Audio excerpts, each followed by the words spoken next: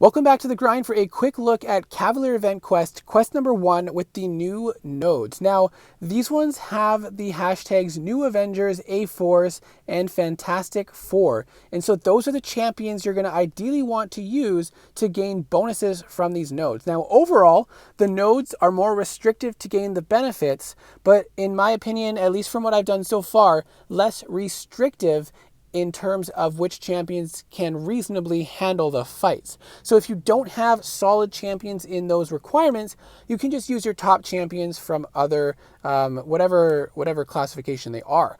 Now, most of these have some decent champions to work with that you might ideally already have ranked up or would want to rank up if you do have them or get them in the near future. Now, Captain Marvel movie is a huge banger for this first quest, and I didn't bring the Nick Fury synergy this time when I was recording, but in my next run through, I did have him, and it makes things a lot easier, but you can do it without that synergy, and Nick Fury can handle these fights no problem. Now, the thing with this one is, no matter what champion you're using, the opponent is going to have a constant regen unless you have a buff on you. And you can get a buff on you by interrupting any attack, whether it's a special attack or an intercept or countering a heavy, and that'll give you a buff to stop the regen, as well as to help you get to your specials more quickly. The opponents also gain power buffs with the supercharged node. So I think it's 15 seconds they start to gain power. And Captain Marvel movie is great once you ramp her up. The damage is crazy, and she constantly has those Fury buffs, which will keep the power gain minimal. Now that she's ramped up, it's a little easier in the next fight, but it's harder to keep her topped up without the Nick Fury synergy. And you can see now I have 5 passive Furies as well as those red ones, and those are cross fights. So how this new node works is part of the ramp up from each fight can carry over to the next fight. So you can ramp up a little extra on top of what you otherwise would have been able to with the old system, which is nice because that means the damage doesn't have to be built up from scratch in every single fight. So in Quest 1, each special attack that you counter or each special attack that you throw is going to give you one of those Fury bonuses. Now, I skipped ahead a little bit just to keep this a little briefer, but those red Furies are the ones you've gained in this fight, and you can get up to 10, and you can carry over up to 5 to the next fight.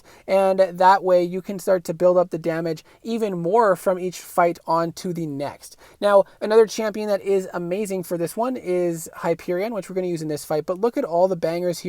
She-Hulk, Sunspot, and all the Fantastic Four are actually pretty decent. The one that I brought in was Torch, but there's a lot of really solid champions that you can use for this quest. And really all it is having a buff active so they're not regenerating, and countering and throwing special attacks to build up those Furies. There really isn't a whole lot to worry about in this fight. And again, you can use any champion. I messed up there and took a hit. Well, we're skipping ahead, and we're going to be successful in the next decks of the special too.